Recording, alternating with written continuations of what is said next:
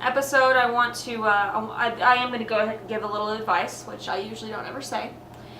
But this is not an opinion, really. This is, I mean, it's definitely my view on it from my experience. So it is an opinion, but it is a little bit advice too, because I want to help out several people on this subject. So I want to talk about what a healthy relationship actually is. I keep seeing a lot of memes come up. Marriage is hard. Relationships are hard. Love is hard. No, it's not. I'm going to go ahead and say that out loud right now. No, it's not. And if you think so, it's just because you're making excuses for your unfortunate relationship. I know a lot of people, I don't understand these type of people, but I know these people do exist. They don't like to be alone. So they will settle for mediocrity. They will settle for somebody who treats them badly, or somebody that just completely ignores them altogether. I'm going to try to make this as short as I can, but it is a little bit intricate. This might be like my longest video yet. So I can give you a couple pointers right now to like few signs that you can ask yourself about your relationship that will open your eyes.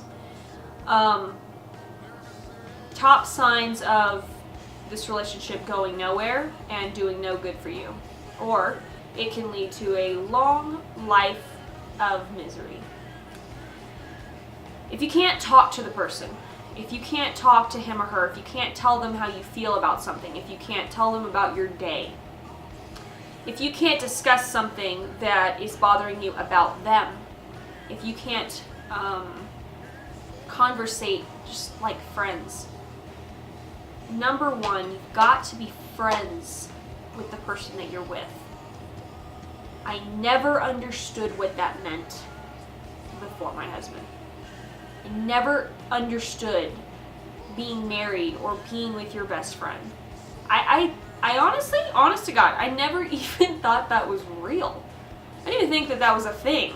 I thought that was something just everybody says, which I did actually find out even after getting married and being with my best friend and being married to my best friend, that people actually do all say that and don't actually know what that means. Or they do know what that means and they just don't want to admit that they don't have it, so they say it anyways. Because it's the thing to say. And I can tell you right now, with complete honesty, like I care if anyone believes me or not, I've been with my husband for 3 years as of 6 days ago. 6 days ago was our 3-year anniversary. And we've been married almost 5 months. We've never yelled at each other, not one time. We've had discussions and, talking, not yelling. We've never called each other a name out of, besides playing around. So, if you have somebody that's calling you a B or a D word or anything like that, any kind of name calling, that's unacceptable. That is unnecessary. And all that does is scar your relationship, because you can't ever take that back. Just like any other bad comment or hurtful thing, you can't ever take it back. It doesn't matter how many times you say it, you cannot take it back. So if you are so angry that you're going to reach in your mind and find something that will cut your significant other the deepest, go away. Walk away. Go do something else for a little bit. Just say, I need some time. Walk away. Be an adult. Do not be a 2-year-old throwing a tantrum on the floor, calling names and yelling.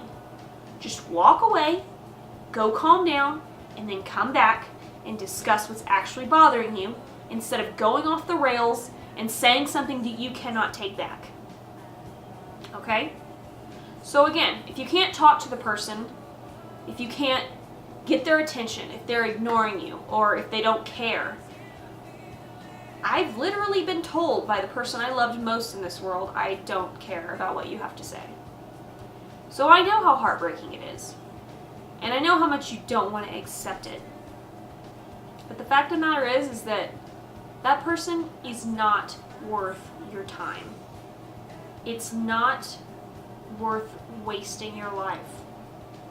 There's what, like 7 billion people in the world right now? And you're gonna sit there and deal with that?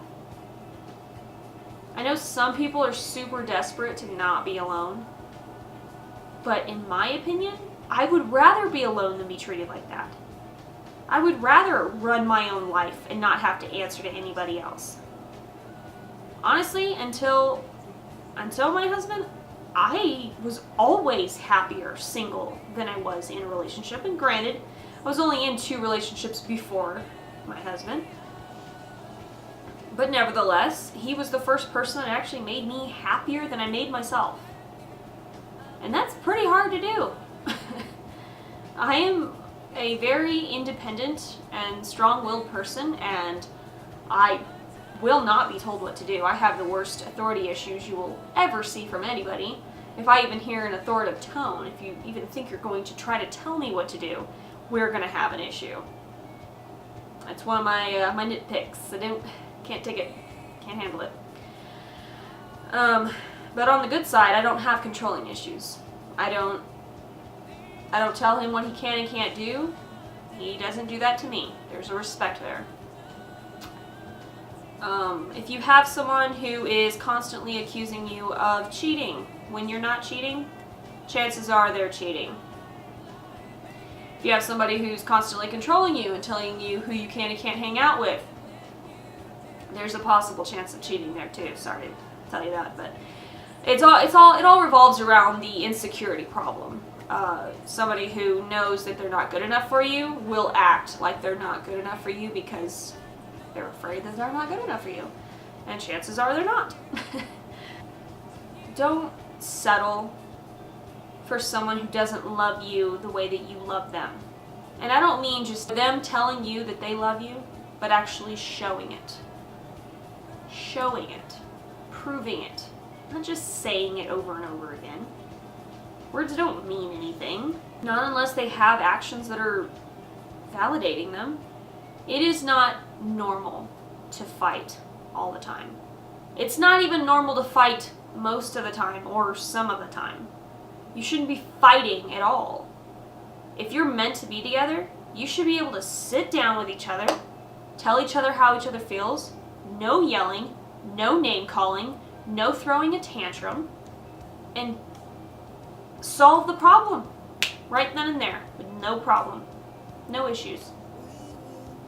You know, and if someone, you know, if the person that you love did something that hurt your feelings, then sit them down.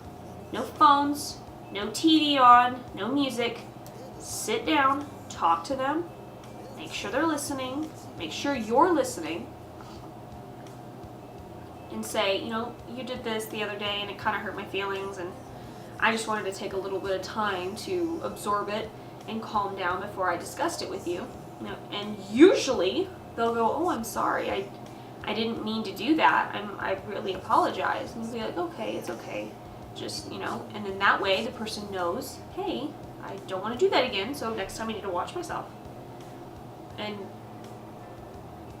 I've had my husband tell me that I've done things or said things that's hurt his feelings, and I've apologized, and he's done the same to me.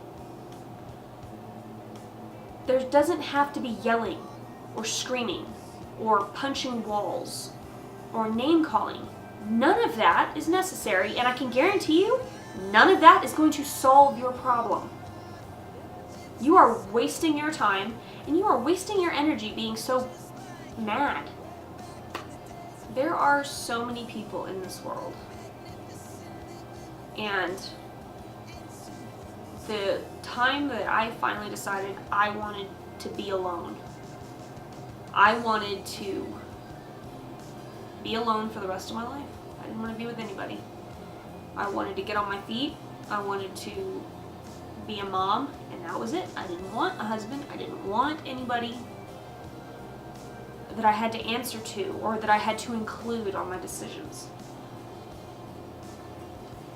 And after I had decided that, about 3 or 4 months later, I met the man that was going to be my husband. And I didn't recognize it right away, but I started to recognize it, and we had already told each other that we didn't want a relationship. We were just going to be friends.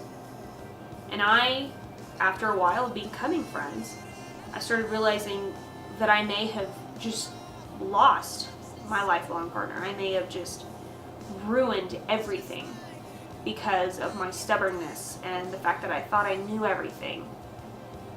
And it was devastating. And then one day, hanging out as friends, he basically asked me, well, some other girls want to hang out. What do you think about that? And I told him, well, you can do what you want. We're not together. But if you start hanging out with other girls, then me and you aren't going to hang out anymore. Which was basically me saying, I know we're just friends, but I want more. So if you don't, then we can part ways. And he pretty much then and there decided, okay, well, I want to keep hanging out with you. And that was a weird first step to our relationship. Like I said, both of us told each other we didn't want a relationship. He was getting his business going, and I was just trying to get on my feet here in Colorado. And neither one of us wanted a relationship. Neither one of us had the time. All I'm saying is that when you least expect it, you could end up finding your best friend. Your person that you can actually confide in and be partners with. Being a partner with somebody does not mean that you are married but you don't ever tell them about anything, the way that you're feeling or anything like that. Being a partner means you tell them everything. You don't have anything to hide from them. You want to tell them everything. You want to come home from work and tell them how your day was. And they want to do the same with you. There are people like that who exist. You don't have to settle for people who do nothing but talk down to you and ignore you and neglect you and treat you like you're lower or control you or constantly making accusations. There is better. I promise. There is better out there. I have witnessed myself 4 adults who were in marriages from anywhere from 14 to 20 years finally accept that that was not the person that they were supposed to be with. They got divorced, and then less than a year later they were married again. And that's not a midlife crisis. That's you finally accepting that you married the wrong person. Not to say that that was a mistake or anything, because I'm sure you have kids or whatever that you can't take, you'd never take that mistake back, because then you lose a lot of things in your life.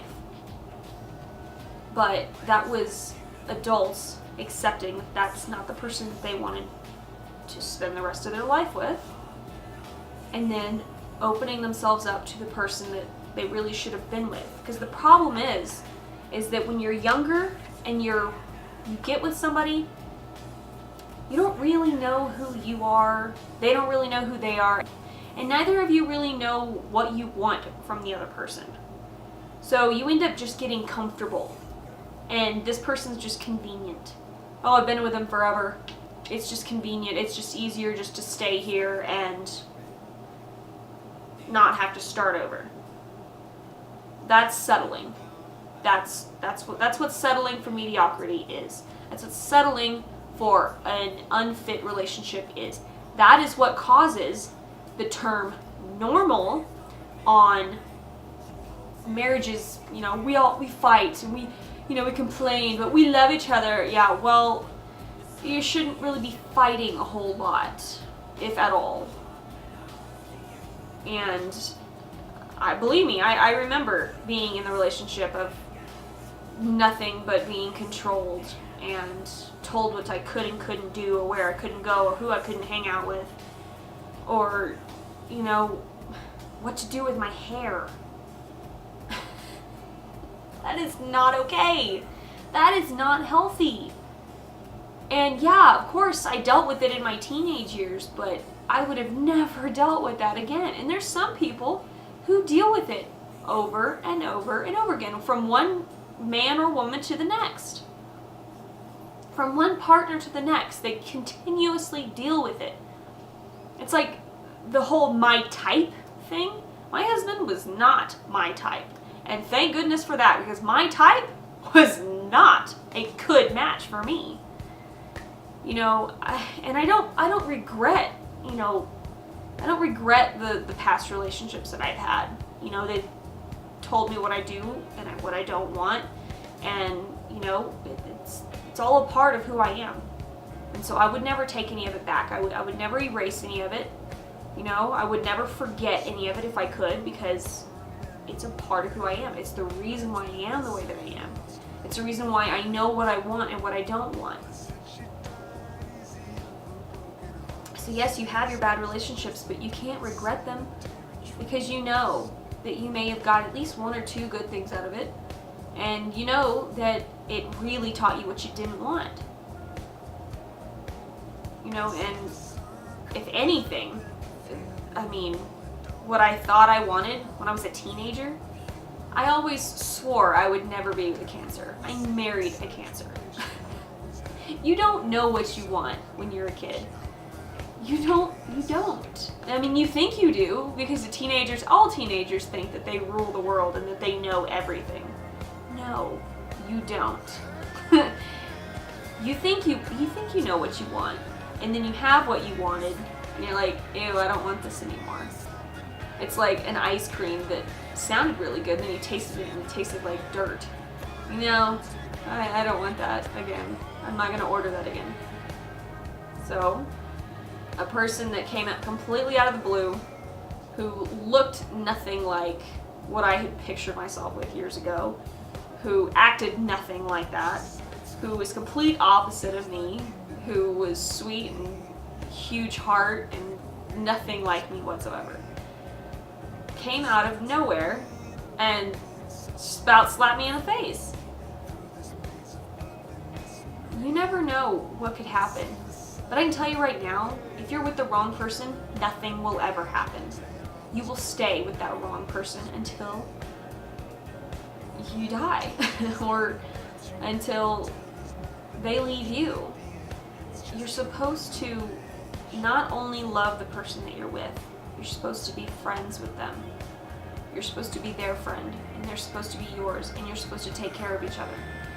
Emotionally, financially, everything. You lean on each other. You don't, whenever you're in a crisis, you don't go at each other's throats. And I know everybody likes to use that as an excuse. Oh, that's normal. Yeah, it is normal. But like I said before, normal's not good. Normal's not okay. Fix it. And if it's not fixable, leave. You deserve better. If you love that person more than the world, and they're not showing you anything, leave. And I know, believe me, I know. It's like someone ripping your heart from your chest. I understand. But I promise you, it's better in the end. It gets better. Please trust me on that. You don't have to settle for someone who is not good enough for you. And, I mean, I see people in their 20s complaining, oh, where is Mr. Right? Or where is the good girl for me? It's usually a good girl, because I'm friends with mostly guys. And I'm just like, well, stop looking.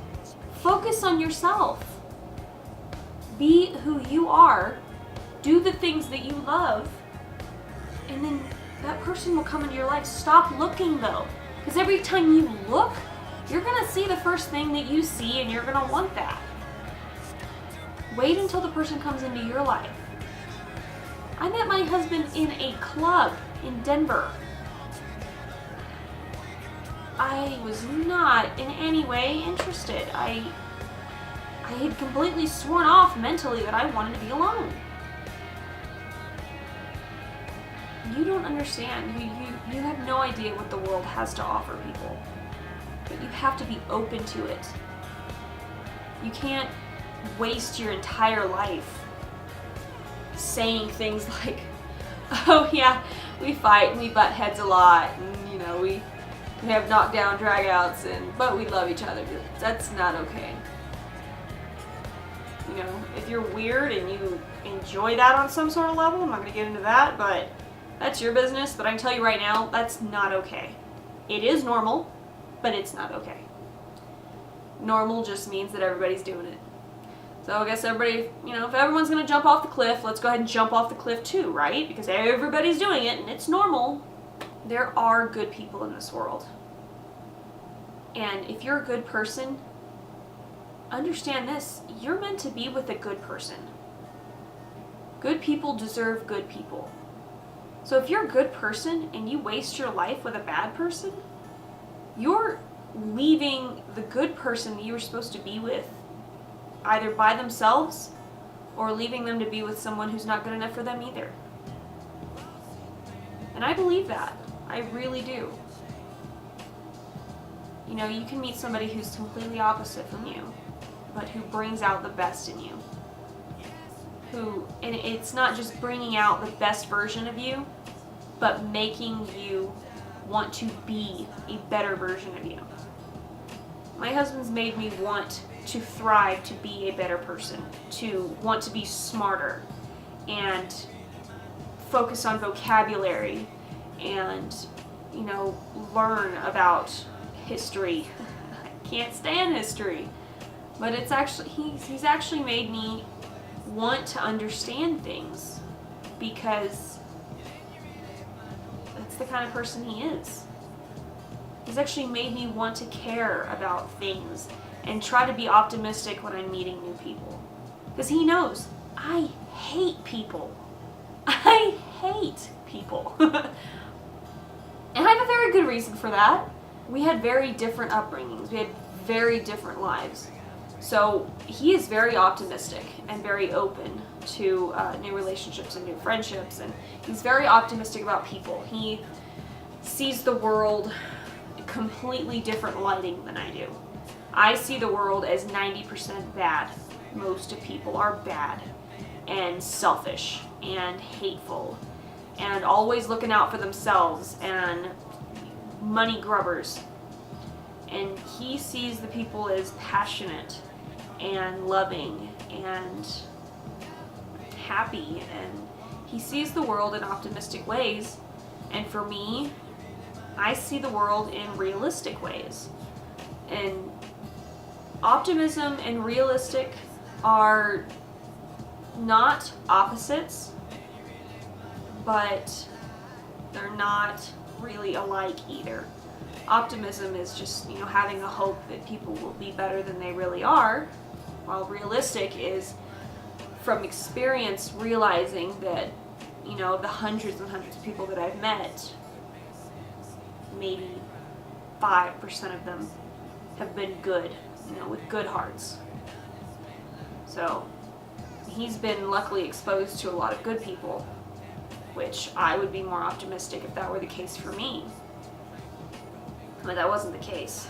That was not the situation. But what I'm saying is that there's better people out there. There's good people out there. And happiness is a choice. And if you're with somebody who treats you badly just because they're unhappy and you can't help them and they're not trying to help themselves, just leave. You're wasting your time. And you're gonna end up being a bitter, hateful person yourself whenever you get older, because you're gonna be mad that you wasted your life doing that. Because instead of, worst case, you're single, but you get to make all of the decisions by yourself. You don't have to ask anyone's permission. You don't have to include anyone else in it. You don't need to settle for someone who treats you like dirt. Frankly, stop being afraid to be alone. Being single is not the worst thing in the world. Far from it. In my opinion, dying isn't even the worst thing in the world. But being single is far from the worst thing in the world. You get to pursue your own dreams. You don't have to include anybody. You have no baggage. You have nothing holding you back. You get to soar as far as you want to. Don't settle for someone who doesn't deserve you. If you're not happy with them, leave. You deserve happiness. Everybody deserves happiness. Happiness is a choice. Some people choose to be unhappy. That's their business, but you don't have to settle for that.